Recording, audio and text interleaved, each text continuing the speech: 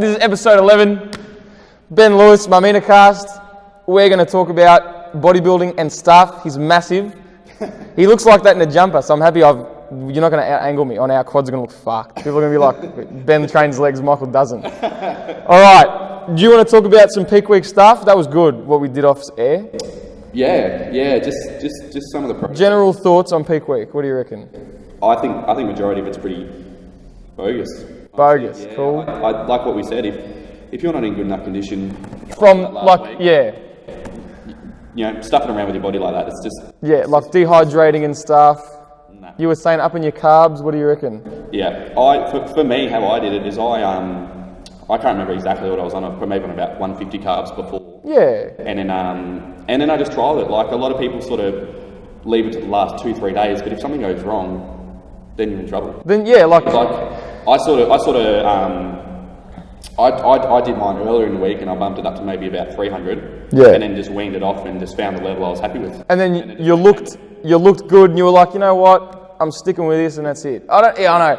It doesn't seem like I don't know what people expect to do in a couple of days. And putting, so if they're, on 150 carbs or something like that, and people, I've heard coaches say, make sure you put in 450, 500 in the next 2 days.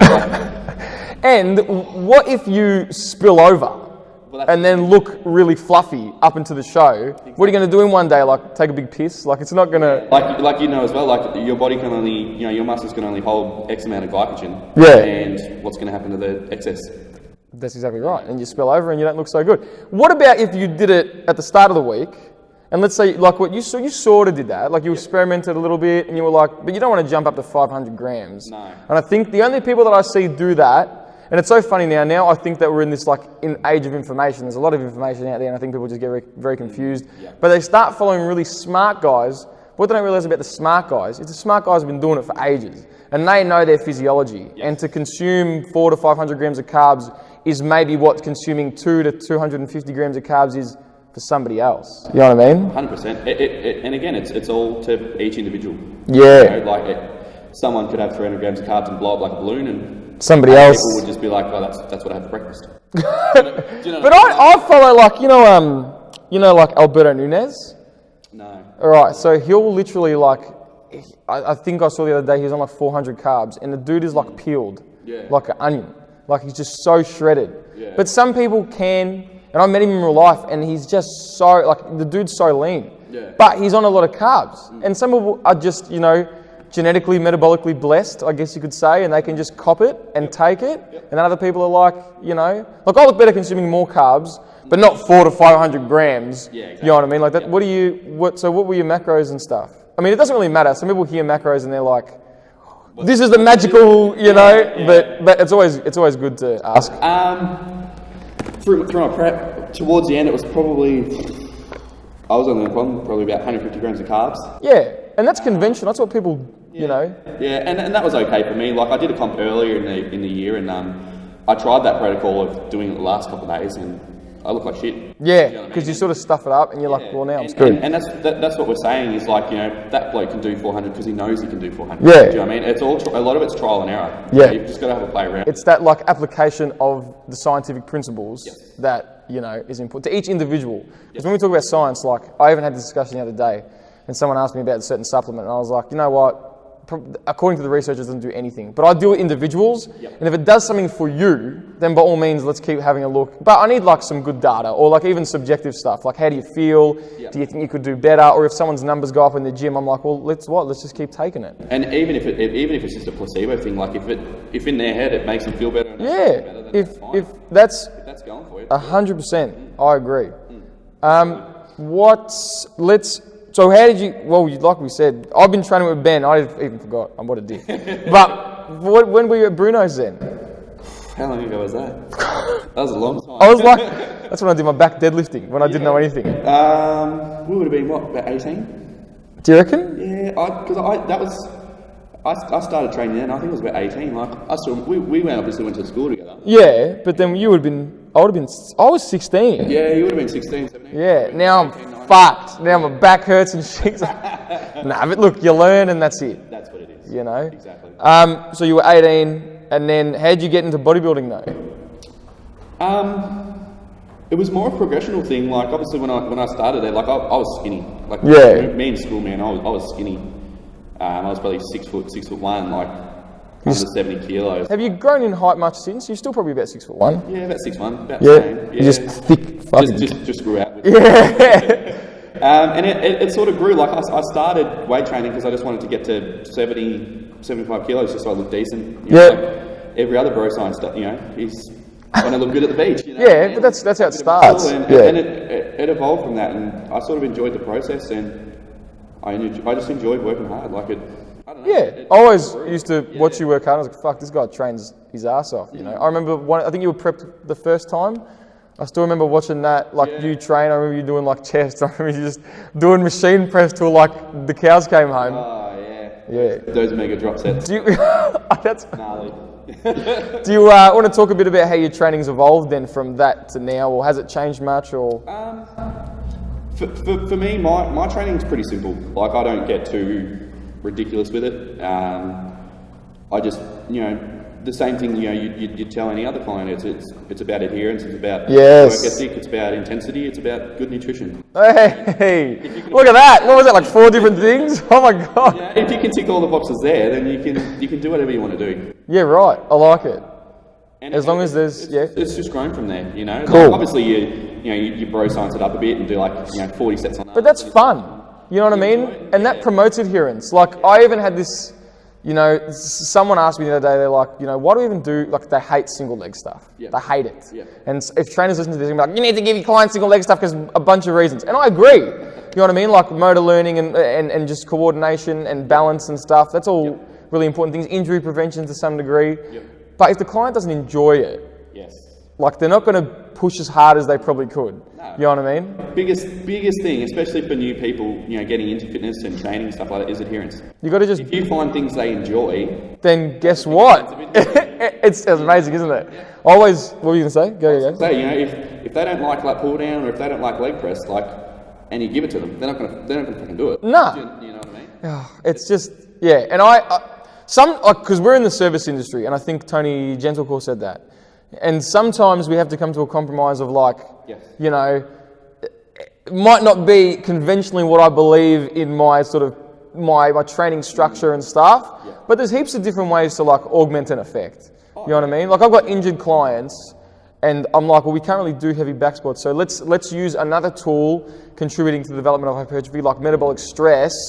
You know, and let's do like a couple of supersets of maybe 2-leg exercises to keep it fun and sweaty.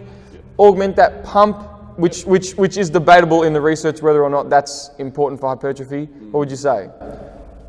I wouldn't say really. Not really. It's fiber breakdown. That's it, cool. Yeah, I like to think like they're tools to use. So like that metabolite accumulation can contribute to muscle damage, but it's not a like a be or end all. No, you know what I mean? That's not the ultimate. No. I think mechanical tension would be like the most important. You know what I'm talking about, right? Like mechanical tension, metabolic stress, muscle damage. Yep. Of the 3, I think that if like someone applies sufficient mechanical tension to their frame, then that should be like an appropriate enough stimulus, especially like even into intermediate levels. You know what I mean? Like how advanced do you really need to be doing like friggin' 50 drop sets and just getting a massive pump? Yeah. You know? Yeah. And then if that doesn't contribute, like if that's like junk volume, people say like, how does that even contribute to like hypertrophy? Like it will, but not to the same degree that like really good intensity and volume would. Yeah. Like programmed properly. Yeah. Does that make sense? Exactly. Yeah. And it's you know, you don't have to be training 3 hours a day. You need to be training smarter. Man, Arnold trained 3 hours a day. So I'm pretty sure I'm going to train 3 hours a day. Yeah. Old Tom Platz and squat for 4 hours straight. Oh. You know what's real funny though? There's so many, like I've had people come in like, oh man, I saw this training program, it's called like the, I don't know, something or other pro, it'd be something like that. Yeah. And like, I'm going to try it. And I'm like, how long have you been training for? And they're like, you know, a couple of months. And I'm like, I've got that's a really bad idea. You know what I mean? Like, you don't want to, and I've seen this happen with like newbies especially, and I was guilty of it. You know what? I remember reading a program on a certain website that I'm not going to mention, which I actually sometimes I still visit because it's sort of picked up the quality a bit. But the superset for hamstrings was RDLs superset with leg curls. Okay. How mean is that? I got up at 2 a.m. to go to the toilet in the morning. I got up and I was like, I can't bend my knee. And like I went to go to the toilet and I like put my foot down. I was like, oh, you know. Yeah, and I did this. I reckon I did this right for like a solid like 6 to 8 weeks. Yeah. Back then. You know, and then I was doing sprints for fat loss, right? Yeah. And I like did my back. I think it was just like a bunch of accumulative fatigue, and I was like, "Am I retarded? Like, am I training? Is this shit? Is this what it is? Yeah, like you know what I mean? Is this what training is?" And then I just found like a very simple, principled structure, Yep. and I thought, you know what? This is what it was all about from the start. I think like Jeff Alberts and a bunch of other like natural bodybuilders, they say like it's all about putting pennies in the money box. Yes. You know, you just continually, Absolutely. How do you put pennies in the money box? Like how does that work for you in training? Exactly what it is. You know, you've just got to come in and, you know, train. You've got to have your workouts. You've got to eat your meals. It really is It's simple. It's simple, yeah. Bodybuilding is, it's intense, but it's still very simple. Yeah, I reckon it is. You're just eating a caloric surplus and just slowly increasing depending on what your body does, and you're just doing, you know. And it's a lot of like objective data gathering for yourself. Yeah, You and, know? same thing. Like I don't know how you go about it, but you know, if I have clients and stuff wanting to lose weight or build size or whatever, you go on what the body says. Yeah, that's what I do. If I'm gaining weight slowly, I don't need to change anything. Nah. It means I'm doing the right thing. Like Exactly right. you know, a lot of the you know the gym pros and stuff will be like, oh, I'm going to do a bulk, so all of a sudden I'll have They're like 100 kilos. I'll add 2,000 calories into my diet and I'll get huge, and then they get fat. Yeah, You know, and then they spend 50 weeks dieting. That's 50 weeks gone of gaining. And you've negated the whole thing. Yeah, no point. It's just not worth it. And you know, you want to be fit. Like obviously us as personal trainers, you know, you still want to. It's a bit shallow, but you still need. Sort of. Do you know what I mean? You still need to Yeah, portray I that think fit image. you do. That's unfortunate, And but it is, and it comes down to. I actually had this conversation with a person in the gym the other day, and they said, "Oh, how do you find, like, what are the biggest struggles for you for bodybuilding?" And I said, "It's actually the social misconceptions." Is I have a lot of people yeah, come tell up me to about this. and Would be be like, good. that they come up to me and they're like, "Oh, I thought you'd be a lot leaner right now," or they'd be like, "Oh, do you know what I mean?" They're like, Yeah, they're like, right. "Oh, I thought you'd be a lot bigger," but they just don't understand. Like it's not. Yeah, you like how good. Okay, like you always look. Okay, so when looking at you conventionally, like as the conventional sort of person, everyone's going to think you look big and jacked. Yeah. Right? Yeah. Like, you know, but as a bodybuilder, how long do you actually look at your best for? This year, Yeah. 2 weeks. Yeah. 2 weeks. You know, did you do a photo shoot or anything? No. Ah, so that would have been a good time to do like, would you do something like that? I will. I had a lot of health issues through this prep, so I didn't want to. Shit. Nothing major, just Yeah. things. But it puts you off a bit and you're like, fuck. Like, Yeah, and you sort of, you know, like you know as well, like when you're that depleted and in that state, your head's not there. nah. You know, it was And then it's like the what am I trying to say? Like it's like you have this task that you have to do and you're really hard on yourself and you want to win, but at the same time you feel shit. And not that I've competed, but that's why I don't competitionalize lifting. Like there was a stage where I was like really strong. Well, not really strong. Someone will listen to this and be like, what a pussy. But my back squat was 147 for 5 reps. My deadlift was like 184, like maybe 1 to 3. And then my bench was 120 for 7. And every time I tell people that, I get 2 responses. I get 1, why don't you do a powerlifting meet, even just a fun one? Or 2, can you still do that now? Are you lying? And I'm like, well, no, I'm not. I just can't do it anymore. Like, I don't know why. It just must have been the program I was doing. I think I'm bigger now because I'm doing more volume and strength isn't like the ultimate outcome. Yep. You know what I mean? Yep. But because of that, there's more fatigue and it's harder for me to get stronger. And even powerlifters, like, they're not that strong all the time, but they don't just sit around squatting 500 every day, every week. Yeah. The bench, just 200 kilos. You know, it doesn't, like, they have to peak and taper and program appropriately. You know, it's a bit like bodybuilding in that sense. It's just a little bit more objective, whereas bodybuilding is a little more like, how do I look today? Yeah. I'm going to change some stuff and go from there. Yeah.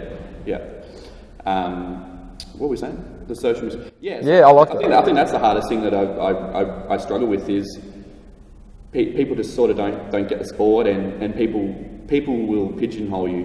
Do you know what I mean? Like, Yeah, what do you mean by that? Like you know, you're supposed to be this big shredded guy all the time, or you know nothing but bodybuilding, or Yeah. Oh, I hate that these days. even at even at gyms I've used to work at and stuff. They're like, oh, okay, cool. You can be the muscle building guy. And it's like, well, No. I don't want to be that. Like, I love helping. General population. Yeah, it's mad. It's awesome. And how does like using bodybuilding principles, like, and when I say that, it's so, like, we must think a lot alike, but when I say that, I conventionally think like higher reps, a bit more volume and stuff, like, using not so much machines, but like cable exercises and stuff. But even machines, like everyone's like, machines are not functional, but like, what does that even mean? Like, functional is, it's applicable to your goal. If it's yeah, that's what I say. It's for the functional. outcome. Yeah. You know what I mean? If a bodybuilder wants to get bigger pecs, then like pec flies and isolations without too much like fatigue, that don't facilitate too much fatigue, are his best friend. You can do them frequently, you can do them often, he can train, without getting so injured and stuff. You don't just want to do heavy bench every single day. Yep. And even that, like some people are like, well, bench isn't functional because you lie down and you press a bar. And I'm like, but if someone needs to do a bench press and facilitate a certain, like a bench press for a powerlifter is the most functional thing they can do. They have to do bench press for their sport. Their comp is bench press. Yeah, you know what I mean? Bench, squat, dead, that's functional for them. But then for, I don't know, someone who doesn't have to do bench press and then doesn't want to progress the bench press, that's not functional for them. No, functional is a contextual term. Yeah, depends on the outcome. Yeah. So what do you mean by that? And it changes the insert TRX. Yeah, instead of kettlebells. But like but I use them as tools to facilitate progress and adherence in some people. I think those things are great. Like again, people enjoy that. Yeah. Relations enjoy that training. Yeah. As we said, adherence is a big thing, and if they're enjoying that, use it. Then what? Like, I know it's almost like we're going to go back to adherence all the time, I reckon. But even in here, like I'm looking around now, people are going, what's he looking at? But I'm looking at the TRX and stuff, and the kettlebells and that. And I have 2 sets of kettlebells, right? I don't use them like for kettlebell swings and stuff for myself. And I think I had this discussion with another trainer, and they were like, do you do the programs you write for your clients? And I'm like, well, no, because that's not personal training. Like, yes. Part of being personal training is that I write a program personally for that person. And if I go ahead and do my clients' programs, I sort of am hypocritical to the point of personal training. Yeah. You don't do your clients' programs, no way. No, because again, it's not applicable to what I want. No, and you want to be big and jacked. Is strength like an outcome for you reckon, or? I wouldn't. Yeah, it's not number one, but it's definitely something. Do you think a bodybuilder has to be super strong? No. Do you think they have to get stronger maybe over the course of a couple of years? Yes. Yeah, but they don't have to be. Don't have to be benching world record numbers. No. Be squatting 5 plates aside. Again. But if you do, great. Good on you. That's a good effort. Yeah. I think it's important. Obviously, you know as well with your hypertrophy and your strength crossover and all that sort of stuff. So I think it's important to work on both and improve both, because obviously they do correlate. Of course. In a small amount. So like textbook, you're not just going to do 12 reps. No. An exercise. And then like with periodization, like you have to. You can't just be doing high volume like the whole time. No, exactly. You'll just get fatigued and suck eventually. Yeah. And then for even like motor learning and stuff, like sometimes you have to just taper back and not augment so much fatigue in your program. Yeah. But again, it does depend on how someone responds. It's a little bit like what you were talking about with your carbohydrate intake. Yeah. Yeah. So how'd you get into personal training then? Because you got into that pretty quick. Yeah, I sort of, when we were back at Bruno's back in the day, sort of... Bruno's getting a lot of shout-outs here.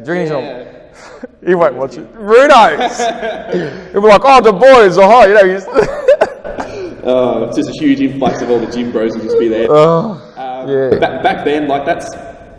When I started training, obviously, because I didn't want to be the skinny kid anymore. Yeah. And I enjoyed it and I liked it, and I don't know. When I finished school, I didn't really have any direction or goal. You're right. So I like training. Back then I was playing. I like training. I like going to the gym. I was playing tennis at a pretty good level. Yeah. So sport was pretty much my life. And then there you go. So I was like, stuff it. I'll go and do a fitness course, and it sort of just. Where'd you go? Chisholm. Oh yeah, just did the old Cert 3, Cert 4. There you go. Wicked. And obviously, as a part of it, you do that work experience. Where'd you go? And I did it at Pelican. Oh yeah, I remember. Yeah. And then they hired me while I was doing the women's. Are you still there? I'm still there. Holy crap! There you go. So what's that? That's been probably 6 years. You're a veteran there. Yeah. Who are some of the famous people you trained? Because there's one big one I can think of. Jeffrey Rush. Yeah, boys. Jeffrey Rush. You know what's funny? He came in one day and I was on shift just doing my thing, and then he came in and out and asked me for a bit of help on some of these exercises and things like that, and then and I didn't realise it was him. You didn't actually. No, I didn't actually. It was Captain Barbosa. I know. I knew. It's so stupid. Anyway, so I helped him, and he's like, "Oh, thanks for your help, Ben." He said, "Oh, nice to meet you. My name's Jeffrey." And I said, "Oh, okay, cool." Still didn't. Oh yeah, cool. Still didn't click on. I'm like, "Oh yeah, cool." Shook his hand, and he left. And then I went up to reception. I can't remember what it was. And I can't believe you didn't. You know. they're like, "Oh, how was it training Jeffrey Rush?" And I'm like, "Who?" No. They're like, "Did No. Jeffrey Rush?" And I'm like, "No." They're like, "Yeah," and I was like, "Oh, I didn't even know." That's so like. But you know what though? I reckon, I don't know what celebrities think or whatever, but if I was a celebrity, the last thing I would want is someone be like, "Oh my God, it's like," you know, wigging out. Like, you know, imagine being like, and Hugh Jackman lives around, or someone lives around here, like they give a relative or whatever, but imagine being like Hugh and walking into a gym and everyone just being like, getting the claws out. That would be, everyone would be like, I'd be like, dude, fuck, like, I just want to come and lift some weights. Yeah, just leave me alone. You know, like, hey, Wolvie, ever called him Bubs? Hey, Bubs. Oh shit, it would grow old quick, wouldn't it? I would hate that. Like, you reckon people go up to Jeffrey Rush and like, you better start believing in ghost stories, Mr. Turner. Like, imagine you're like a big fan and you're like, hey. Like, oh. It would absolutely just... It would be like, this is the worst place on the planet. He probably thought, geez, that was refreshing, thank God. And he's sort of typecasted as that now. What was that? He's sort of like typecasted as... Yeah. Because I don't know any other Jeffrey Rush movies. I really don't, you know. Yeah, that was dumb. Oh, yeah. You know what? Have you seen like Jason Statham's gym in his house? Nah. I think it was Jason Statham, or one of them. And Mark Wahlberg's got a Mark big... Wahlberg, sorry. Oh, it was Mark... Oh, my God. You can't blame him. Like, imagine, I would. I'd get annoyed. Mate, that's friggin' $2.50 for people like... I mean, like, that's a big assumption. People are like, what a dick. But, you know, I mean, if you got more... They're earning money. They're earning a lot of money, you know, to be the Swolberg that he is. Yep. He got pretty jacked for... you seen Pain and Gain? Yeah, I did. Wasn't that good? And that's when I looked at that and I went, geez, The Rock's actually massive. He's a big... That's a big... I remember when I first, because I thought Mark Wahlberg was big, and I watched that movie, and I saw The Rock in that, and I went, fuck, like, that's massive. Even when all pro wrestlers, like, look, not all, but like the real big guys, look so big compared to other people. Like, John Cena has been in a couple of movies, and there's that one movie where he's like a drug dealer. I didn't really like this movie. I forgot what it was called. Yeah, but he was the highlight of the whole film because it's John Cena. But like he come in and he's like, I think he's 6'1", but like built like a, and he's next to this other guy and the other guy's looking up at him like this, you know, and he's like this, his delts are like bigger than this dude's head. And he's like, you know, staunching over him. What about you talked a bit about your training and nutrition. What about your training and nutrition, like off season and just normally? Again, I don't know about you, but I always try and keep my training, my nutrition, everything as simple as I can. You know? Yeah. Like generally, for me, again, this isn't applicable to. Yeah, it's good that you mentioned that because. You know what I mean? Because for me, I generally eat the same things every day. Yeah. What that does is that means I don't have to track calories or macros or. Yeah. All my food's prepped and. It's easy, like obviously, you know, if we're working PTs and all over the shop, like I'm between two jobs and trunk study as well, and you know, you don't have time for that. So, but at the end of the day, if you're not eating right or training right, that progression isn't going to make itself. No, you're right. You have to be doing that. So, for me, I generally will eat, you know, just meat, rice, veg, eggs, a little bit of yogurt, fruit. And you know, basic, but that simple stuff's good, man. You know, that's what it is. And you know, like, and I tell clients that I'm like, here's like, you know, not a list, but here's like a suggestion of conventionally healthy food that should make up about 80 to 90% of your day.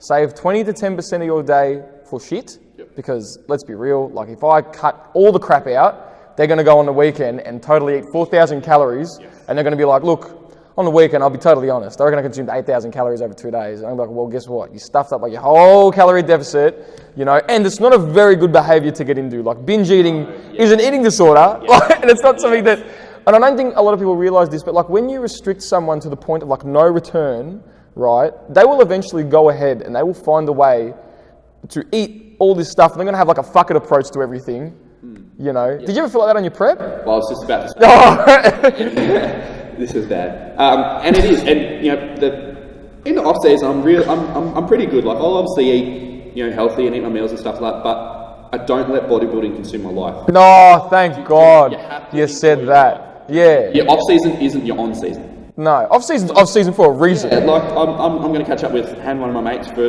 burgers and chips for lunch today. Good. You know, that's what you want. That's what you do. You know what I mean? And obviously, I'll just substitute that for a different meal. Are you going to Your My Goodness? Yes. Oh. When that opened, man, I was there. In the end, they came to me and they were like, "Would you like to try our new yogurt?" And they hadn't come to anyone else. And I'm like, "Oh yeah, thanks." And they're like, "Because we know you come in a lot." I'm like, "I don't know if that's like a good thing." They know my first name. Yeah, Michael, there you go. Here's your, what do you get? What do you get? I get the usual. Oh, I don't know. I mix it up. Yeah? Oh, dude. I get the muffler. I can't not get a muffler. Is that the one with the chicken? The chicken and the it's bacon. Got and beef. Yes, that's and bacon and like these little onion things. That's it. I'm done. I get that, and then I add pulled pork onto it. Dude, pulled pork onto it. My God, I thought I was going to get cardiovascular disease from just eating that. Every time you take a bite, your mortality rate goes through the roof. Mate, you can squeeze that thing. No, but you know what? If I want a burger, right, I'm going to eat a burger. We went to like one of these other joints and it was like, you know, all grilled and fresh and all that stuff. And I'm like, this is nice, but if I want a burger, man, like it has to be like disease-inducing, terrible. Yeah, Again, it's a smaller level of being too strict, isn't it? Yeah. If you want to go and have a treat, just do it. Treat. You know, don't have, you know, vegan, dairy-free, like low-calorie, sugar-free ice cream. Yes, like something you enjoy. You might as well just be eating air. Exactly. Just in enjoy. Yeah. Have something you enjoy. And then half the people. Like some people are vegan for political reasons, and I understand that. Not at all. You know, if you want to do that, that's totally fine. You know, obviously, like if you're not really well aware of nutrition, then please see like a nutritionist or dietitian to have someone sort of oversee that you're getting enough, you know, complete proteins and iron and stuff in there like that. But you know, like some people just are vegan for the sake of being vegan because it's a fad, cool thing to be. And I'm like, do you even know why people are vegan? Oh, nah. Or like people don't have gluten. And the best thing is you're like, you go, what's a gluten? And they're like, what? Yeah, everyone's gluten intolerant nowadays. Yeah, everyone. You know what though? Like, I sort of think that is a bad thing because people that are truly celiac, that sucks. And I know truly celiac people, and they're like, they can't stand when people are like, when people go away and they're not, you know, when they're not totally celiac. You know, because they're like, this is the way I have to live my life and I have to eat these things because...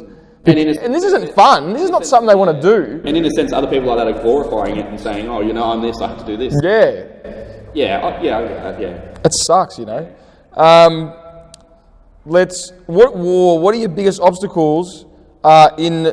Oh, I read this like somebody else wrote these questions. Like, wow, that's a good question. What were your biggest obstacles in like your prep and all that?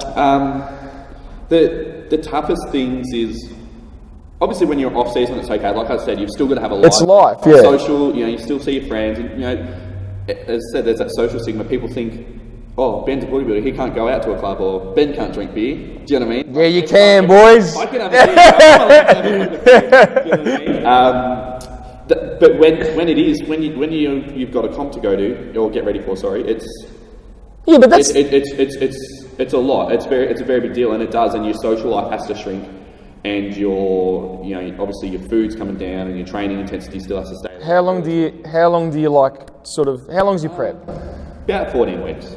That's good. 14 weeks, so I can sort of go slow and steady with it. How much weight do you lose over 14 weeks? This last comp, I lost 13 kilo. So you lost under a kilo a week? Yeah, about 3/4 kilo. Oh, maybe less, about 12 kilo, yeah. You know what I mean? Like, and people are like, all right, I've got 14 weeks, I'm going to lose 20 kilos. And I'm like, you ain't going to lose 20. You're going to lose shit. You're going to, You're just going to look flat and crap. Oh, dude. That's a good rate of weight loss. That would have been like, what, 700 grams a friggin' week? That's, and that, how did you track that? Just week to week. If my weight drops a decent amount, about half a kilo, I'd keep doing what I was doing. Yes. And if my weight went up or my weight was stable, that means I'm... But look at that though, half a kilo. You know what I mean? Half a kilo. I know, but some people it's nothing. They're like, why am I losing 5 kilos a week? And I'm like, well, do you want to die? You've been like, too much Biggest Loser. Yeah, like, mate, it doesn't work like that. You know, like even my clients. I mean, like obviously, like the bigger they are, the more I'm like, well, you could lose the weight a bit faster, and that's just going to happen anyway. Yeah, you got more to lose. But like my clients that are 80 and want to get to 75, I'm like, you know what? Let's give you 10 weeks, right? Yeah. And in 10 weeks, you know, you can lose 5 kilos really slowly. You won't even feel like it's a diet, you know. And there's that other thing is it's a lot better, you know, metabolic adaptation wise. Like, we need you. The biggest issue I've got now post comp is my metabolism's messed up. Really? You know, that's what it is. And that people don't, again, that's the other side of bodybuilding people don't see is they're like, oh, you know, fuck, like that guy's jacked. Like he's muscly and veiny is just shredded to fuck. Like that's awesome. But there's a lot of negative to it, you know. Like hormonally, metabolism wise, like this. How amazing are like what I even notice when I get recreationally lean. How amazing is like how much less you do. Like you sit more, you don't fidget as much. That's like your non-exercise activity thermogenesis. And like our nervous systems are like, you're not eating as much. So guess what, buddy? None of this Italian talking with your hands shit. Put that shit away, you know?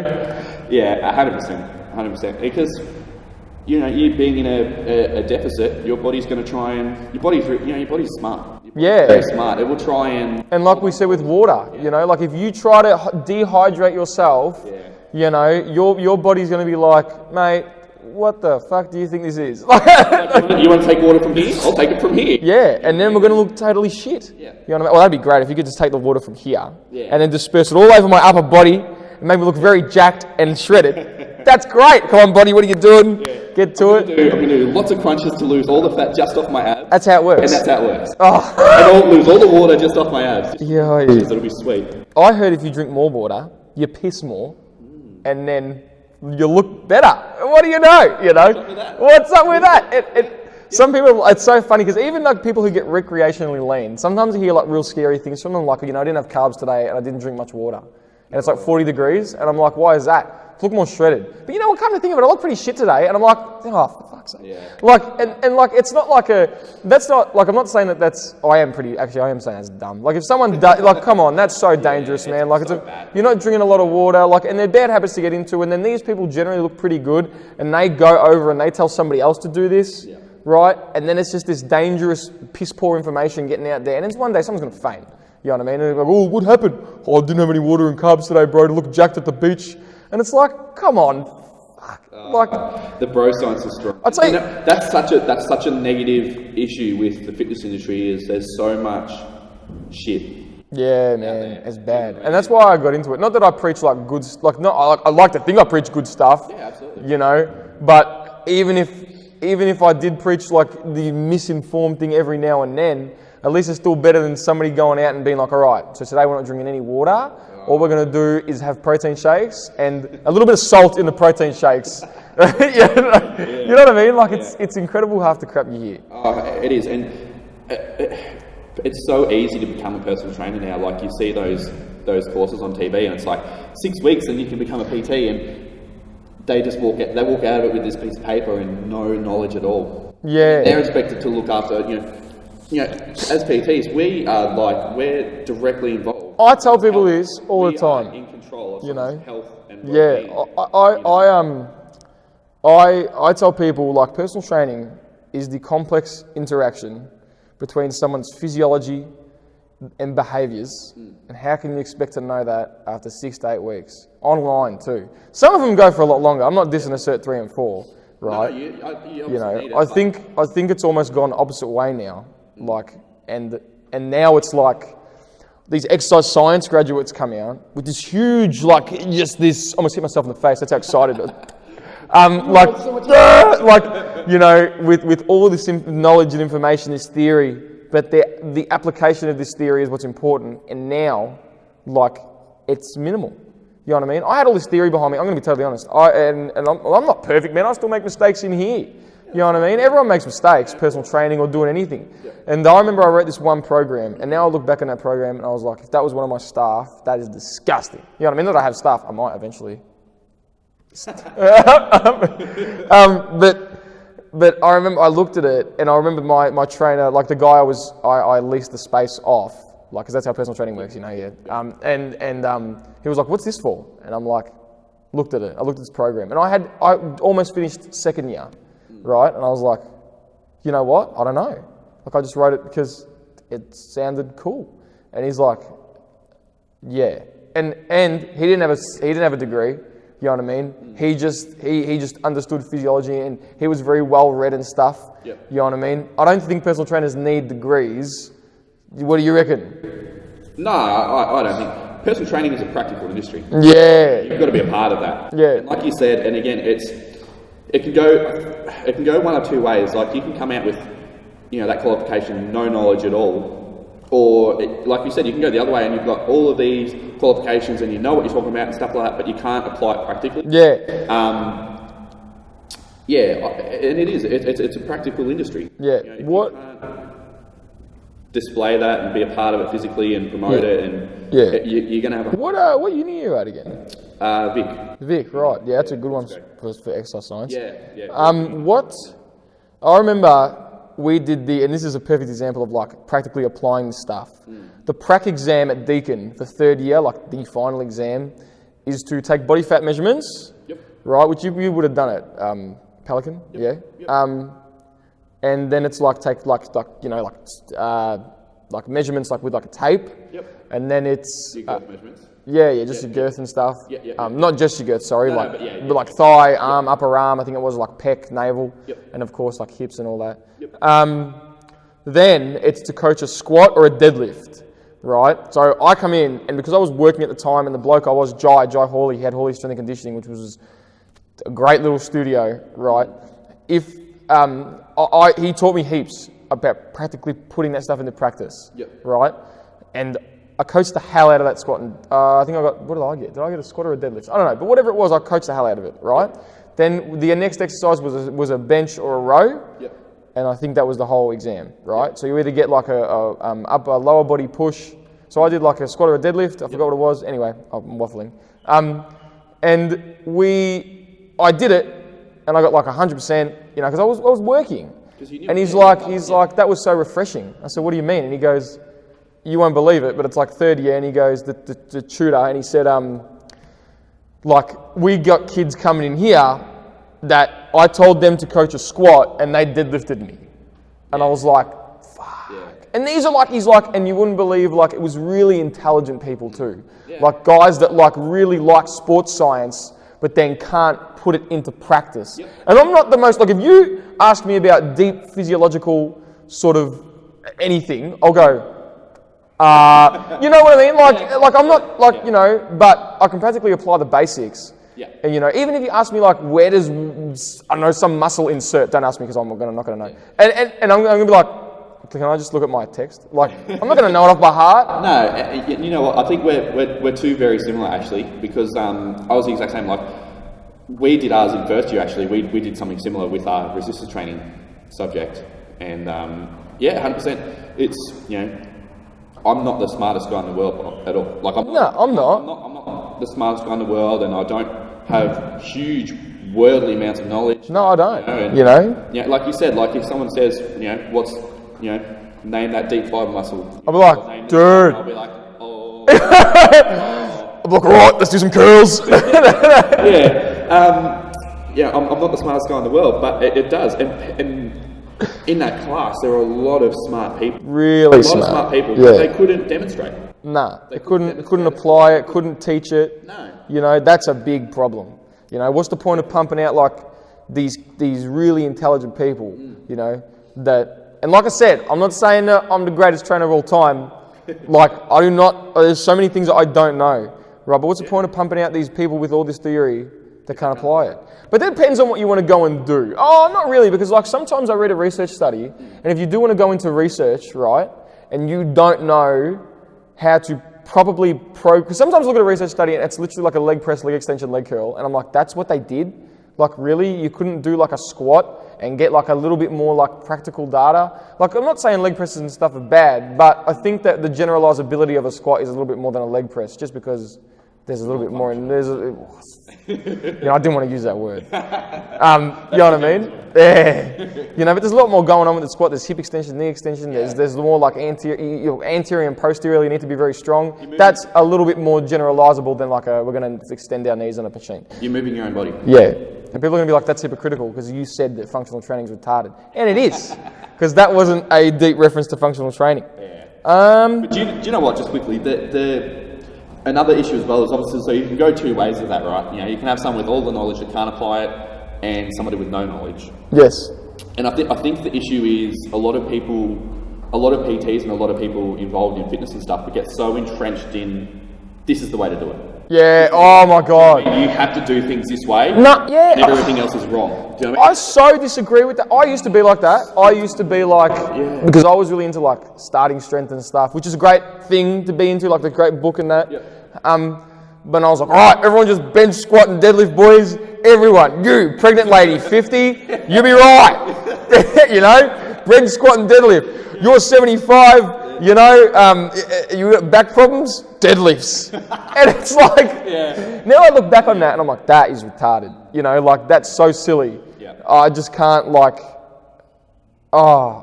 it's so dangerous too, to be so ignorant. Yeah, and I think it's something that you'll learn over time, but as you said, for me a lot of the time, like when I'm with clients, I'll work with them. I'll sort of program with them. Yeah, I do that. Because as we talked about, if someone wants to do really well and get results or whatever it is, it comes down to your adherence, your intensity of your training, your diet, like what we said. Yeah. Adherence is the biggest thing. Oh, dude, I say it to everyone. This is the way to do it, and that's it.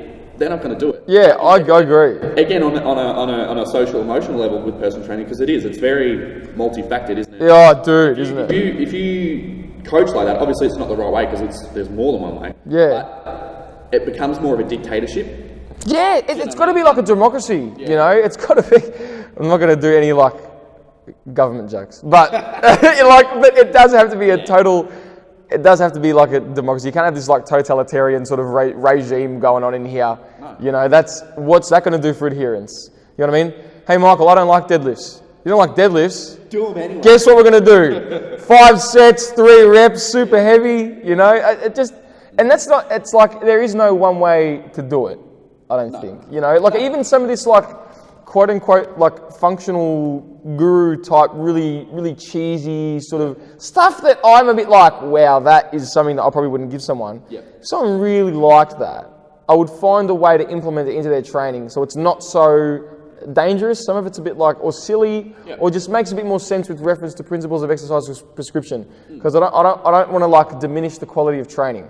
You know what I mean? Yeah. Like I had a discussion with another bloke and he's like, would you ever do like a commercial sort of premises and open it up to the public and maybe go a bit bigger? And I was like, yeah, that's something that I would consider maybe if I was Bruce Wayne and had a lot of money. But like, if it takes off, it takes off, Yeah. And I was like, but if I did it, like it would be a little bit more expensive, I would have trainers or myself write, training programs for everyone. And I just wouldn't want that quality to just diminish. You know what I mean? Like you go into commercial gyms and everyone's doing something that they probably like haven't been orthopedically screened to do, or that they're doing with just poor technique and stuff like that. And as a trainer, I'd love to have people on the floor just going out and being like, "That's not really good." But this is something that is, I need the funds. It's just not going to happen right now. And you look at it's. I think it's really important. Like I work at obviously Pelican, and I work at Input as well. Where's Input? Oh yeah, geez. Next to the funeral home and the bowling alley, just up there. Anyway, 2 great places. They have gym staff. You look at so many commercial gyms. They have it on the floor. Yeah. Gym floor. That's good as. Now it's all PTs, pay me the rent. Yeah. And all commercial gyms nowadays are, take your money, sign you up, off you go. Yeah, it's a business, man. It's pretty terrible. And even this, like, this is a business. Like, I do have to do some businessy things, but I try to be as human as I possibly can. And that's the thing. And again, adherence and enjoyment and stuff like that won't happen if, you know, they've got no direction. They'll stop. You know, 100%. And a lot of people in the fitness industry now are in there to try and make money and stuff. But it's if you're going into the fitness industry To make money, you're in the wrong industry. A few sandwiches short, mate. Like, Yeah. it's just not going to happen. Like, You, you've got to enjoy it, and you've got to be passionate about helping people. I think what I have learnt, you know, when I got into it, I was like, you know, we need to, look, I do a bit of marketing. You have to, like, yeah. you Of have course you to. have to, yeah. But like, it's not like, I remember I had these like marketing, like these marketing fitness people come up to me and like, hey man, you know, you want to do our thing for too much money per week. We're gonna do this and that for your income and this and that. So I tried it, right? Didn't do nothing. I looked out for myself and I did it myself and I marketed myself and learnt things, just trial and error.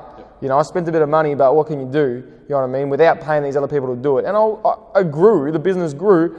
And how I learnt a lot of stuff, John Goodman, you know John Goodman, Personal Trainer Development Center?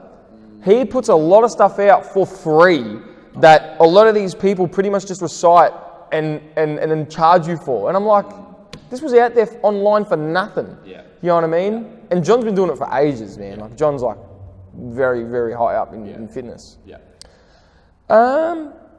You got some big wheels, man. Big legs. What are some leg training tips, or some things that have helped you, and then maybe someone else can apply it if they think that that's going to work for them? Yeah, legs is an interesting one. What's that? Okay, so you probably dealt with it a little bit as well, because obviously me working in commercial gyms, a lot of people say, oh, you know, how'd you get your legs so big, or like, you know, what should I do for legs, or do you know what I mean? And they're like, I'm like, oh, okay, what do you do? You know, what are you doing at the moment? And they're like, oh, you know, I'll do like 3 sets of leg press, 3 sets of leg extension, and some leg curls. And then I'm like, okay. Is it a research study? Sounds like that. Sounds like it.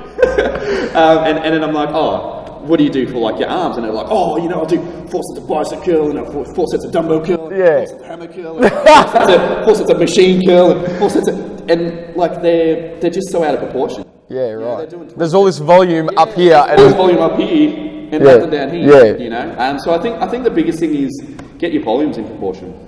Start there. You know, if you're doing 6 sets for legs and 20 sets for chest or arms, of course. Alarm bells there already. Yeah.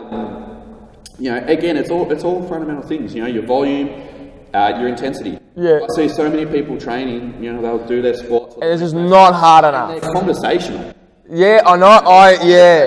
And I don't get it. I know. I sort of had like my group training, and I was like, guys, sometimes like when it's a bit busier, like I can't get around to everyone, but I do step back and I do watch. I do get around to everyone actually because they're not massive groups. Yep.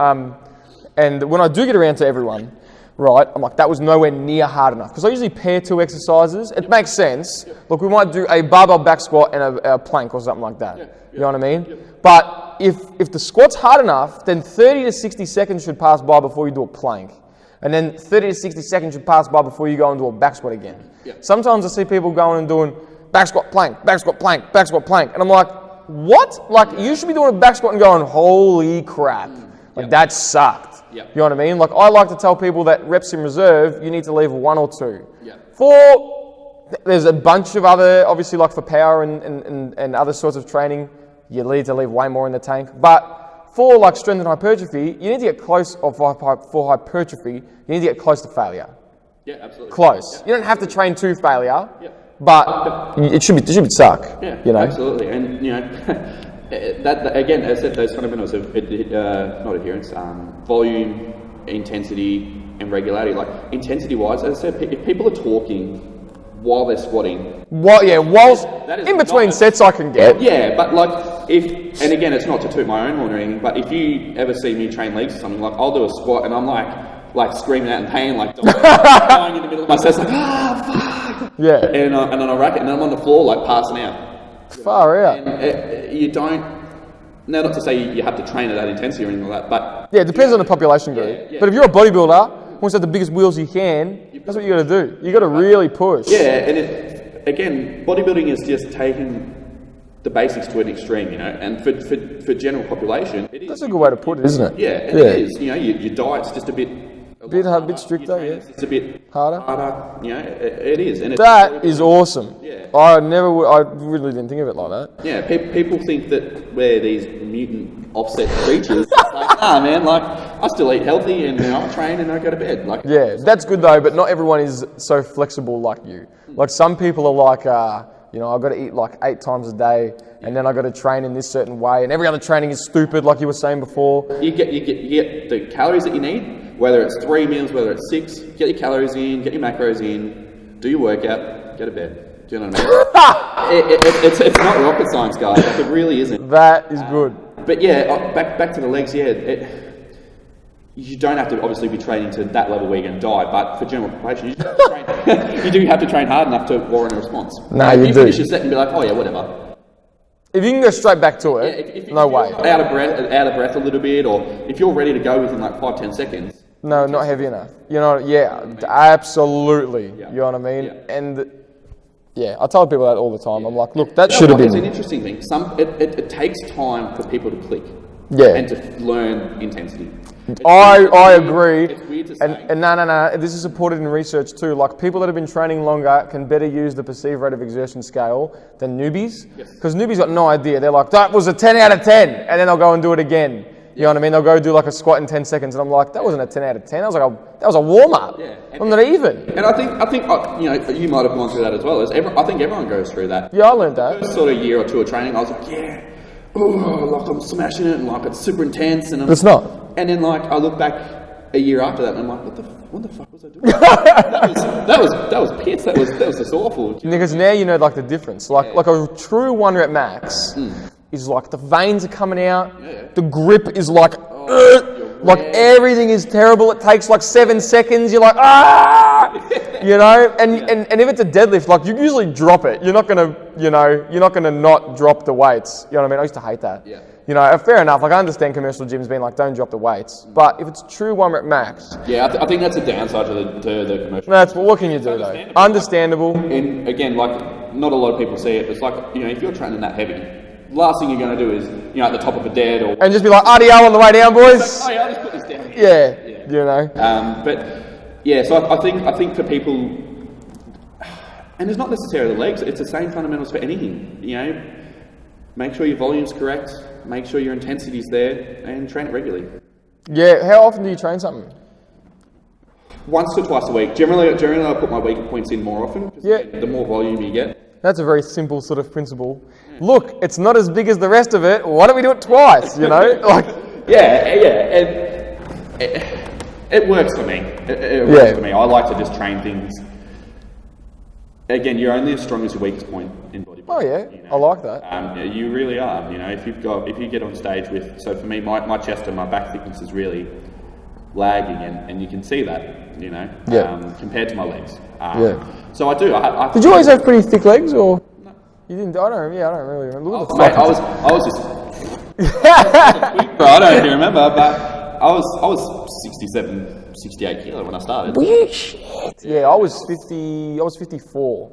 Because I was boxing and I was always really light. And I think I learnt the hard way. I think I did the opposite. So I thought I was training like at the right sort of intensity. Yep. I was doing way too much for what I could handle. Oh, okay, like I was being real stupid. Like I'd be doing deadlifts and like with full spinal flexion, my back like the crescent moon. I'm like, yeah, just popping it up, and then all of a sudden I hear and I'm like, BJ, like my mate. Yeah. I remember I remember my mate, I was looking at him like, BJ, my back's fucked. And he's like, what do you mean? I'm like, I think I'm dying.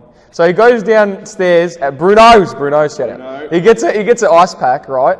He's like, I actually hobbled down. I think he helped me. I got an ice pack, got one of those weight belts, strapped it around my back, an ice pack. I reckon I got hernia out of my disc at this point.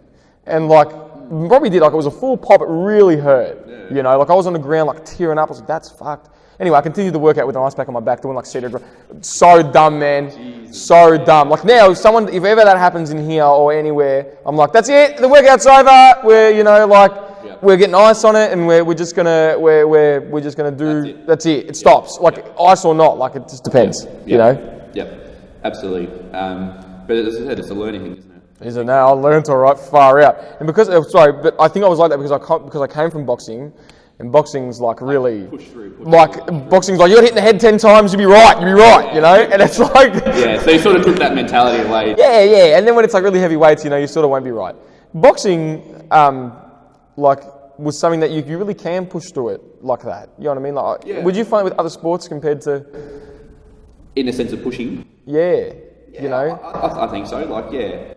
Oh, for some reason I could just go. You know, maybe because I've been training for 4 years by then, and like aerobically, I was quite like fit. You know, I think pushing is something that you learn with any sport, and I think it's just comes down to your hunger. Like, oh, I like that. Yeah, like how bad do you really want it? You know what I mean? At the end of the day, like if you got to get up at 6 a.m, right? But you can snooze, and you miss training or you miss something.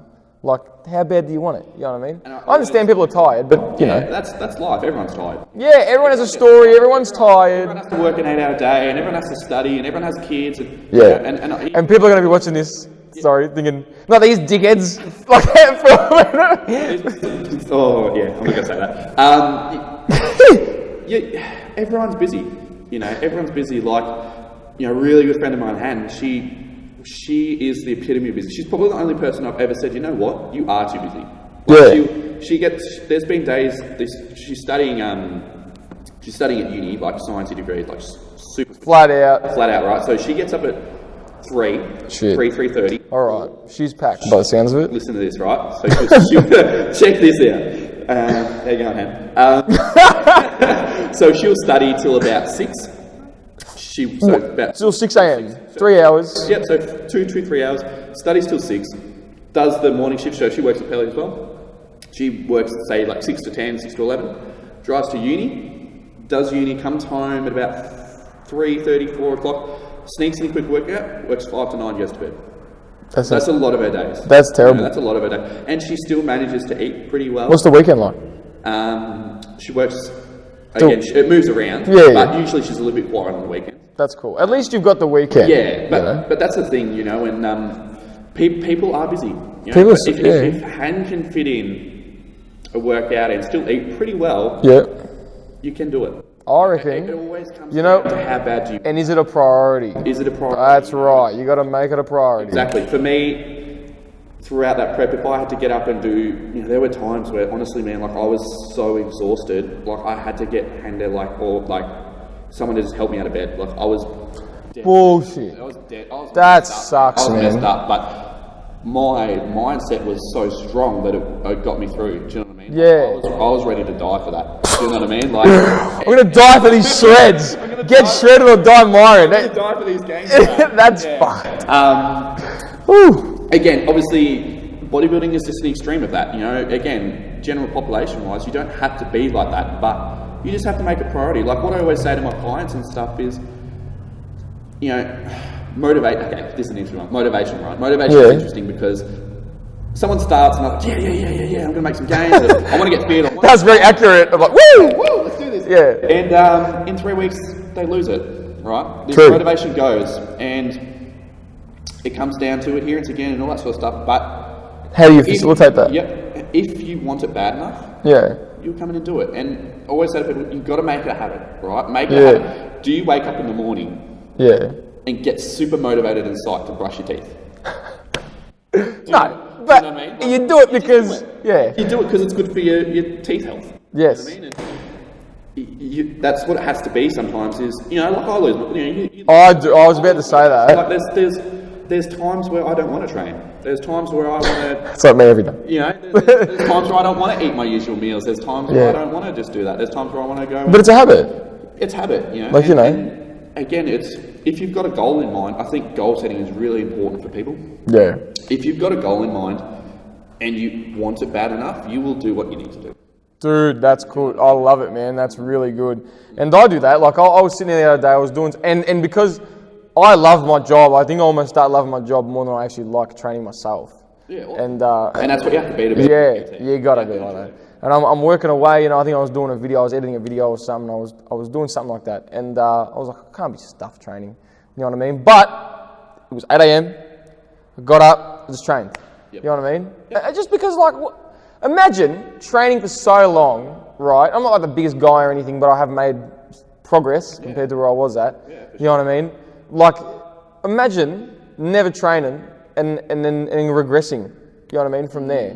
Like, why would you throw it all away because you got a little bit lazy? You know, that's the worst thing. And it even goes to like athletes that were like gifted, man, like gifted freaks, you know, and you're like, dude, you're gonna make it to like the VFL or the AFL or something, and then they just give it up for the booze and the drugs, and I'm like, oh man, like you were gonna be something.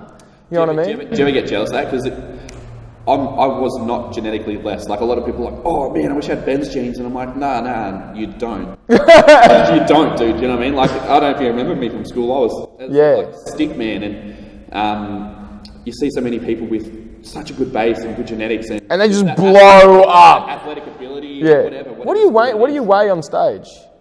On stage, this last time I was about 91. That's big though, man. Yeah, 90. Yeah. See, that I'd say that's quite genetically pretty awesome. You know what I mean? But again, you got to remember where someone started from. Yeah, me being that's true. 66 kilo was pretty small. Yes. You know what I mean? And and like you said, why would you waste that? You know, why would you waste that? I do get a little bit jealous of people that really do have such a good base. Like I know a couple of people that are just naturally massive kilos, just solid units. Yeah. What? You know? What? Yeah. It sucks, but that's not the be all and end all. You don't have to have great genetics to be good. Nah, that's right. But I think you have to have great genetics to be the elite.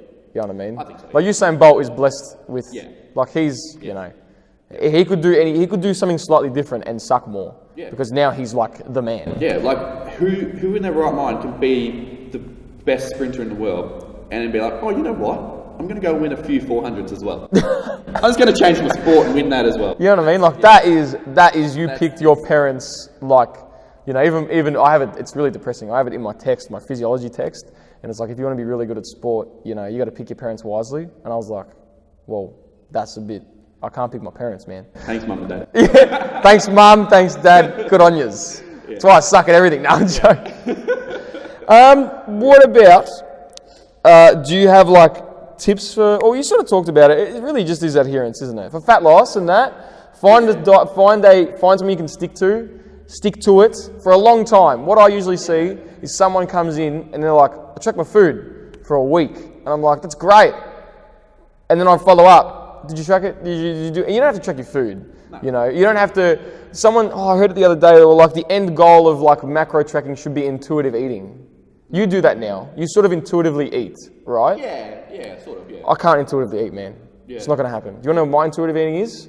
One piece of lasagna, no worries. I reckon I could do 2, 3, 4, 5. That's why I was brought up. I'm Italian. Yeah. So I've just brought up my intuition for eating is screwed. And yeah, I could retrain it, but how long is that going to take to retrain? Because it took so long to train those habits. Imagine how long it's going to take to untrain those habits. Yeah. And if I don't give myself like a barrier, I'm screwed, man. Like I reckon I'll be a balloon. Probably bulk up like, you know, like I've been brought up like if I ever have any ethnic listeners, they'll understand what I'm talking about. You know, it's like, manja, you're hungry, eat. And it's like, you have to eat it. You have to eat. I can't say no to my grandmother. She get the wooden spoon out and kill me. You know? I'm like, no, please, I'm not hungry anymore. Like, I think my stomach's going to explode. You're hungry, come on, eat. And it's like, you know? And now that's why I can't intuitively eat. That's why I sort of have to check my food to keep myself, even bulking up, you know, I have to give myself a barrier or else. But again, that's what works for you. Yeah. It's applicable to you. Do you know what I mean? That's exactly right. For me in the off season, I can generally eat pretty well, but then I'll just, if I'm going out for burgers later today or whatever, I can substitute that for something else. Yeah, you know. Fit things in and try and just keep it balanced. I don't have to. That was 300 calories. 17.4 grams. I did that. I remember I did that when I first got into this stuff. I'm like, I'm going to track everything like a friggin', I don't know, like a snake. Like, not that snakes, whatever that means. But like, so I pulled out a napkin at this Chinese restaurant And everyone's looking at me, like, I remember my sister looking down like, geez, man, you've lost a plot. And I'm like scribbling down like what that could have been and did some math. It looked like the scene from The Hangover where like, what's his name's like counting the cards. Oh, yeah. And I was like, it was like macro tracking, you know, I think that's a meme now. Yeah, it is, yeah. So, but it was like that. And I'm like, what a little weirdo. Like, what are you, like 17, 18? Like, come on, like, not that that's weird if someone does that, you're not a weirdo, cool. But like, but for me, like, if I could talk to myself in the past, which I wouldn't, because I've seen Back to the Future and I see what happens. Bad things happen. Mess with the timeline. But, like, you know, I'd be like, dude, like, stop being so, like, I threw away so much life for that, you know. I didn't talk to girls and shit because I didn't want to go out for dinner and stuff. I didn't want women to screw up my macros with this bullshit physique that I was chasing so long. Like, it's just incredible, you know. And you see it a lot with kids, actually. Actually, I was just about to say that. There's a couple of kids that I know. They'll know who they are if they watch this. I love them to bits. Great kids.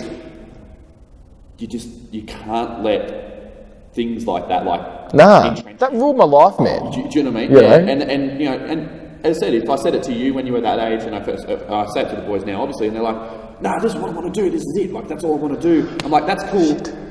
You'll regret it." Yeah, you will. You've got to enjoy your life somewhat. Like, you're not going to be a professional bodybuilder. You're not. And if you're into bodybuilding to make money and be professional, then, like really, in reality, like, you do have to be enhanced. Yeah. Oh, of course. But, you know, if I'm all for them wanting to progress. Like, they're great kids. They've got great genetics. They're pretty big kids. Pretty big, solid kids. Pretty solid kids. And they could do really well. But can't let it rule your life. You can't let it rule your life. No way, man. I like it. And you've had it, and I've had it, and so many people. We always go through all these learning curves, and again, like, we'll preach this to people and say this to people, but sometimes they have to make that mistake. They do, and it's always like you know, when you've got a little son or a daughter or whatever, and they're like, don't touch that hot element. Yeah. The first thing they do is they're going to go touch it. Yes, and that's they have to do it. Yeah. Like, I don't know how it happened. I'm trying to think of the way that I broke out of those weird, really, you know, I was really obsessed. I'm trying to think about it. I think someone just gave me a beer. And I was just said it, man, have a beer. I was like, what is this? It was like this episode of The Simpsons where like Barney gets like sober. Yeah. And then it's Homer gets sober and like the drips on his tongue and he's like, Rah! That was me. Yeah.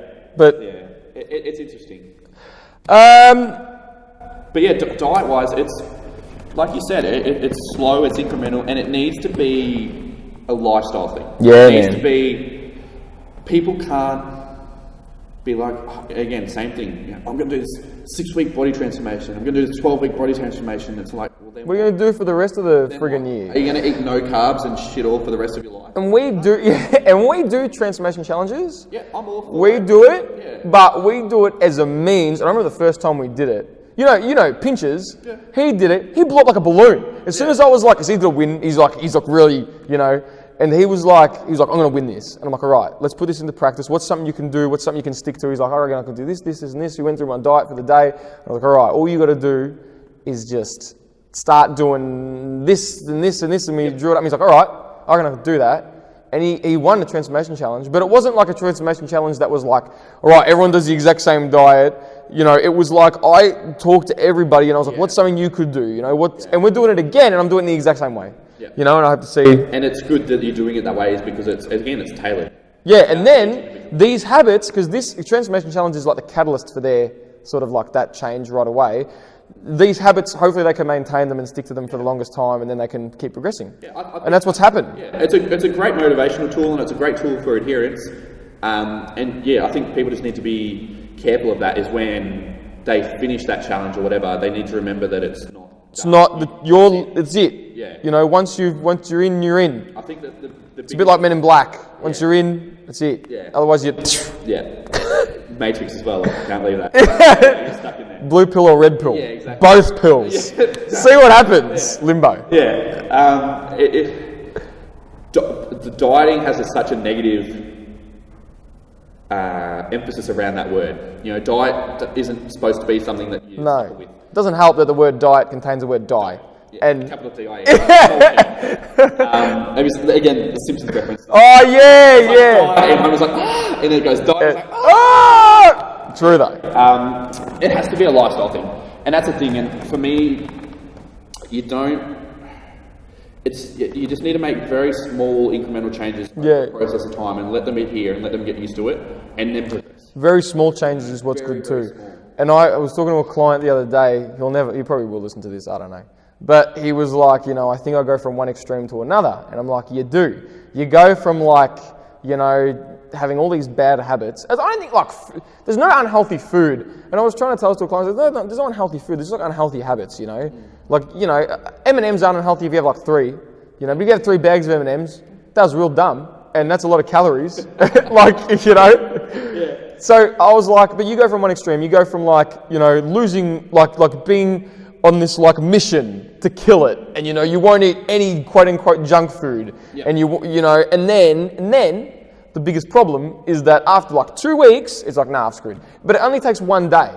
If he has one little thing, he's like, nah, my whole diet's screwed. Yep. So that's it, I'm going to quit. And I'm like, no, that's the wrong attitude, Exactly. And but that's not his fault. That's just the fault of the association of the term diet, which is what you were talking about. Exactly. And I went through a post-comp too. Like I finished my comp and got off stage and I was like, I'm going to eat everything until I'm dead.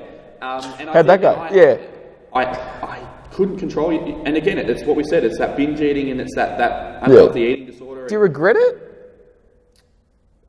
Do you feel better that you're a bit chubbier, though? You're not chubby. I'm still in decent condition. Compared to stage, though? Yeah, compared to stage, no. But do I regret it? Probably a little bit, but not really. But how lean can you really be? You know what I mean? All the time. Like you said, 2 weeks of what? How bad did you feel for 2 weeks? Like shit?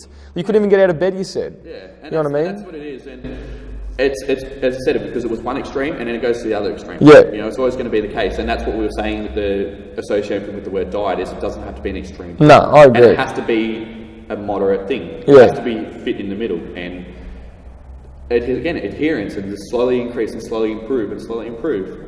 Diet is something that you want to be able to work with for the rest of your life. Yes. Not 12 weeks and give up and then go back to the start. No, because so many people go up and then and like the yo-yo diets. But what I was trying to say is when you start doing that, that's just again people who do that, right? What you'll notice is that every time they lose weight, they just get bigger than the original place they were at. Well, okay, this again exactly right. So because the biggest thing, again, people don't understand this, is they're like, oh, if I eat less, I'm going to lose weight. It's like, yeah, but what's that doing to your body? What is that doing to your metabolic rate? Yeah, and when you get smaller, if you lose a substantial amount of weight and you're a smaller person, you just need less fuel to run your car. You are the car. Like I said this the other day in a video, which I haven't uploaded. Do you do the engine analogy, from a 4-cylinder engine to a V8 engine? That's a good analogy though. But of course, a V8 needs more fuel than a people say it's really funny, not funny. It's actually, it's not good. But people who are quite overweight, they're like, I don't eat much, but I'm still this size. And I'm like, that's impossible. What do you eat for the day? And they might give me and there's research to support it, they might give me a food recall of about 2,000 calories a day. I usually double it because people tend to underestimate their calorie intake 30 to 50%. You know what I mean? Without even realizing it's not their fault. It's just that it's just easy to get calories in. You might have 3 or 4 lattes a day and forget that counts. That's 500 calories. No, but it's 500 calories. You know what I mean? Yep. And it's easy in this very busy world we live in to overconsume coffee. I do that all the time. Living on caffeine. Yeah. Especially your friend who gets up at 3:30. Far out, mate. She's a weapon. Yeah. Yeah. Anyway, to wrap that up, it's diet. It's a slow, progressive thing. As I said, I don't really regret eating all that shit post-comp. No, because I was so hard on myself, for that longer period of time, and it was nice to be normal again. Dude, that's a really good point. And it's so funny, you're only like that for 2 weeks, right? And it sucked. Yeah, it wasn't a good 2 weeks. You obviously felt like you were you know what? Yes, I look great and I'm gonna win and whatever. You're probably really motivated. But for 2 weeks, that sucks. When I have a client that comes up to me and I want to look like this, and they show me this cover model who's shredded, and they have veins coming out their pelvis, and they're just this vascular, I'm like, do you know how long that bloke looked like that for? I was like, he never looked like that because that's photoshopped for a start, and he probably looked like that for a couple of hours to peak for the photo shoot. You know what I mean? And I think the biggest thing is those fitness celebrities and those people in that industry that are just shredded all around are taking drugs. Like, let's be realistic. Like, So happy you come out and said, a lot of them are taking drugs. they are. Even like, I don't know, this might be controversial, but whatever. So, Do we just open up a can of worms there, I think? no, I don't know, I think sometimes I see like a lot of, like it goes one or two ways, especially with ladies.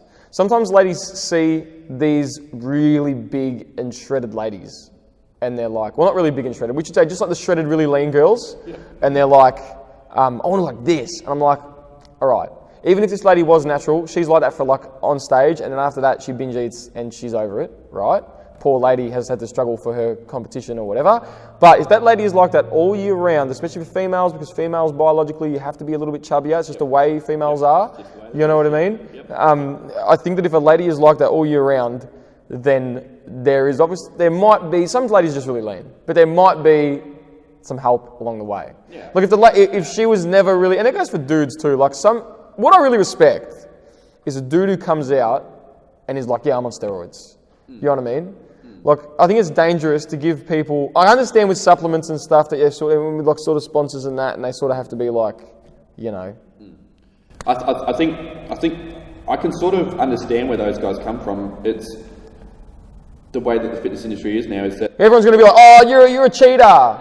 But like, it's not cheating. Like people, it's a tricky one because the way that the media portrays it and the way that society sees it is that steroids are cheating, and you know bodybuilders are on steroids. But who wrote the rules for it to be cheating? You know what I mean? I tell that to people all the time. You look at any sport, right? You look at any sport. Anybody at a decent level will be taking some form of performance enhancement. Yeah. In character. You look at the Essendon Footy Club, right? Like. You reckon they're the my poor boys. And I said that when that happened. The only club. You know what I mean. When I said that, I was like, everyone's like, "Oh, Essendon's cheating," and I was like, "Yeah, oh my god, what do you think happened after the grand final? What do you think was going up? No, like you know what I mean. Everyone knows. You know what I mean. But that's cool. But then Essendon gets done, and it's like, but every club would have been doing something. You know, like even at an elite, how long do you really think someone can fight for? You know what I mean? Like in MMA and stuff, like a lot of them now, the drug testing is really good there. But have any, and I talk to the people about this all the time, but at an elite level, you know how hard someone would hit? And you know how long a 5-minute fight is? And you always get like real tough guys, like, not in a street fight, bro, you know, it's a street fight. No one fights for that long. And I'm like, these people fight for that long. Do you know how difficult that is? To get punched in the head and duck and weave and still think for 5 minutes to grab someone, throw them on the ground. That's so difficult. And if performance-enhancing drugs are involved in that, I wouldn't know. Or you could just be the genetically elite. But it would be ignorant to not consider that these people might be enhanced. And you're absolutely right. Like steroids are performance enhancements. They're not going to make you big. They make you better at what you do. And then, do you know what I mean? If you're having to get bigger because you can be better at lifting stuff, cool. And that's the thing. And obviously, bodybuilders look freaky and stuff like that. So obviously, it's pretty obvious. But that's part of their, it's part of the sport. But it's the way that society sees drugs like that is that it's that it's wrong and it's bad for you and it's. But anything's bad for you. Have you seen that? It's a really good doco. That's a really good point. Steroids have killed nobody. Isn't that? It's a real statistic, isn't it? It's like one or two people in the world. Yeah. How much does cigarettes? Don't ask me how. What about alcohol? And what about like roid rage is not as real as a lot of people make out that it is. You know what? I find enhancement really interesting. Same. And I do. It's a really interesting thing, and like I've studied a lot of it. Like I don't know everything. Yeah. But roid rage isn't a thing. No, it's not. Steroids make you more of what you are. Yes. So if you're a really eccentric, energetic person, it'll make you more of that. Look, I'm not going to take it and become Mr. Olympia. I'm just not a big guy. No, I'll probably be leaner and a bit bigger. But I mean, it depends on the dosage and that. It depends. But if I just took like the conventional sort of stuff, I wouldn't be massive because I just don't think I could be. I mean, I'd be bigger, but I wouldn't be like this Hulk. You know? Yeah, and as I said, away from bodybuilding, is that if you want to become a better footy player, again, this isn't promoting anything or promoting drug use at all. A better footy player, better soccer player, better table tennis player. if you take certain steroids, that will make you better at that. Yeah. It doesn't make you bigger, it makes you better at what you do. Not that you should, and it's athletes' responsibility Yes. to know what they're taking, and please don't do drugs. And it is. And okay, for example, say for me, this is going to sound really arrogant, but I have the belief that I can do really well. That's not arrogant. I don't think that's arrogant. I say that because people can take things the wrong way.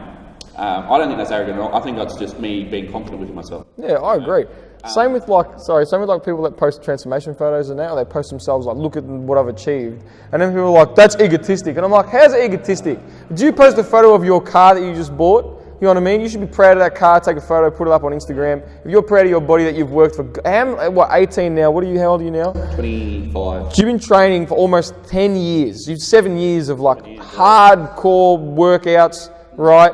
Like, if you're putting photos up, being shredded, and someone's like, that's egotistic. It's like, you know how long I've been working hard for? Yeah. 7 years. I love me car analogies because they're easy to compare to your body. Yeah. If you buy a Ferrari, are you going to just leave that bloody thing in the garage? And just tell no one about it? You're going to take that thing out and drive it. Yeah, that's cool. Coast around and cruise, man. I like it. That's very true. Enjoy it. But, like, honestly, realistically, if I believe in myself that I do have the potential to do well, I don't want to be a big bodybuilder.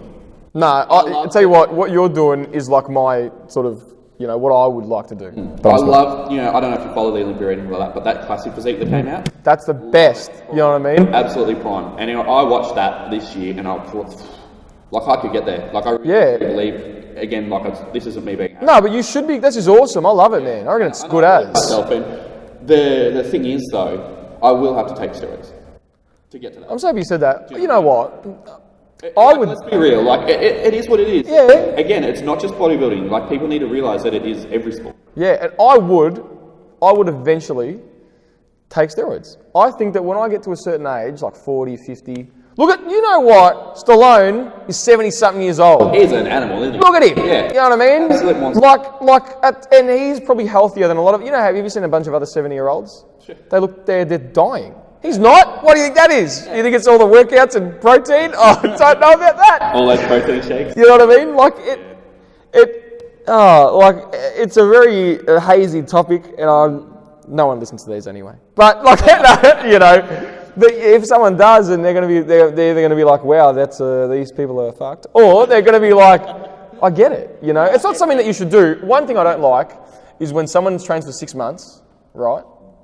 And they're like, you know what? I'm going to do steroids. And I'm like, what? Oh, yeah. Come on, man. Yeah. You're going to be joking. And they're like 18, and I'm like, like if you don't do that right, like your endocrine system's not going to be happy with it, Yeah, like real talk again, like, yeah, 100%. I've had people come up to me like, oh, should I do gear? And I'm like, no. How long have you been training for, man? Like, yeah, like you've been training for 6 months and you're like 60 kilo. Like, no. Like, and again, like, if someone wants to be a bodybuilder, again, like, that's different. And how far do you want to go in it? Sorry. Even still though, if someone wants to be a bodybuilder and they've trained for 6 months and they get on gear, yeah, sure they're going to get big and stuff, but they've surpassed their genetic potential first. So do you know? I agree, man. I'm so agreeing with this. Let's example me, right? Let's say honestly, like my genetic limit is probably now. Like if you're 91 shredded, that is big. That's big, you know what I mean? I can't get any further. Honestly, like I probably can't. You might get 91 and a half. Yeah, I might. That's all. The next 3 years, I might put on half a kilo. Do you know what I mean? That's so much. Think about it. That's a lot of meat. Like when you look at meat, half a kilo of steak. That's a big ass steak. Still a big amount. You know what I mean? Yeah, and so again, that's something that, as I said, if I want to keep going further, it's something I would have to look at because I put on 30 kilos. Same. I went from 54. Kilos, yeah, I went from 54, and I was like real lean, like I was skinny lean, and I went to 94, right? And then when I cut down, I was about the same body fat from 54, and I was about 80. That's huge. That's such a big jump. I don't think it's going to get any more than that. Yeah. Now, every time I go back to 80, 79, I'm like, they'll look a little bit better. You know what I mean? And I'm like, how much more can I possibly gain? It's so much muscle. You know what I mean? And that's not tooting my own horn. That's tiny, like 6 foot, 80 kilos. I'm 5'11". I'll admit it online. But You've got shoes that you got on. I'm 6 foot now. So that's that. Like, I don't know how much bigger I can get. And it is. And anyway, back to the 6 month dude. It's, let's say he does want to become a bodybuilder. If you don't push your genetic limit first, then you're not going to get as much out of it. Nah, and how do you know? You need to maximise your genetic potential. You don't learn. Yeah. You don't learn how to train. You don't learn. Yeah. I remember we had one lecture, the first lecture we ever had on endocrinology, endocrine system, and physiology. And I was like, you know what? If I walk out of this lecture and I totally get it, I'm going to go buy some steroids. Anyway, got about 15 minutes into the lecture, and I was like, I'm never doing gear. Like, you don't have to understand like the deep understanding of endocrinology and physiology to do steroids, you know, but I think you do have to have an appreciation for the deep physiological underpinnings of hormone manipulation. Absolutely. That sounds real smart. So much science. Yes. Right there. That took a lot of my brain power. I had like a headache now. Yeah, but again, those, you know, if he's like 70 kilos, honestly, again, it comes down to application. People have the potential. You can put on 20 kilos of muscle, 25 kilos of muscle. It's going to take you a long time. Yeah, it does. But if you take those shortcuts early, let's say, it gets you to 95, whatever, in a year, That sounds good as. Nah, it doesn't. Don't do drugs.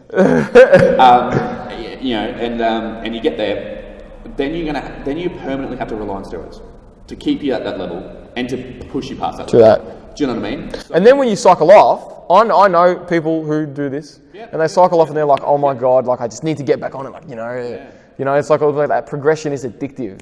And it would be, like I think I could get very into like continuous progression.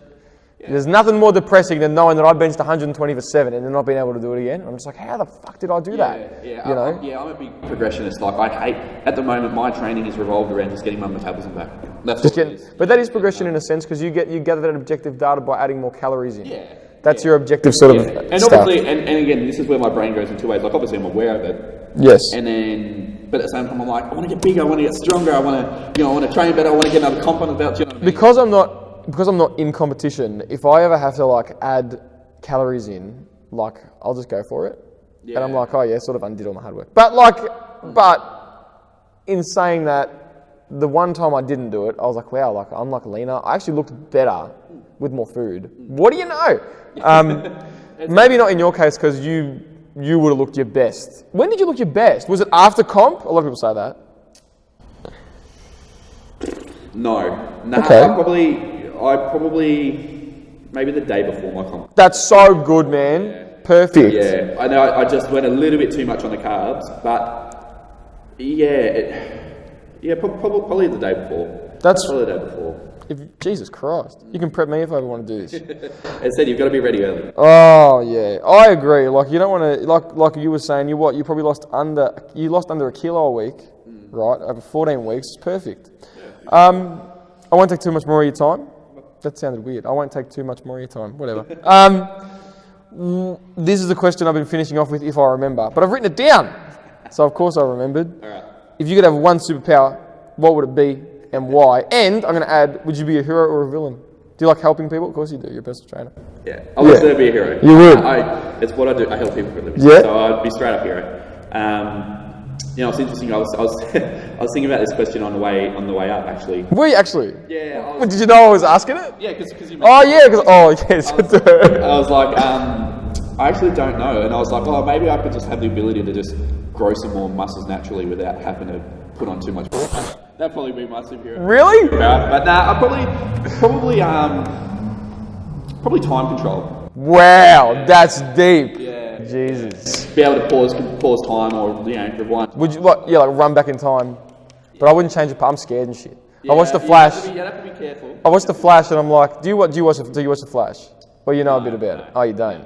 Oh, but he'll go back in time and he'll do like one little thing and then everything else is like fucked. Yeah. It's like Back to the Future. Yeah. It's whack, and I'm like, this is lost. Yeah. I would never do that shit. I'd like to have that power. I'd like to have that power, or even just the ability to pause time. Yeah, right, like click. Yeah. And he slaps. Yeah. That's all it is. Just pause time, just run into the bank, steal a few million, and. Well, you said you would be a hero. Yeah, well, You've got Gotta take some for the boys, you know. Robin Hood, you know. Oh, yeah. The Richie to the poor. That's how it starts. Any closing thoughts, comments? If you want to progress, eat well, train hard, stick with it, And pause time.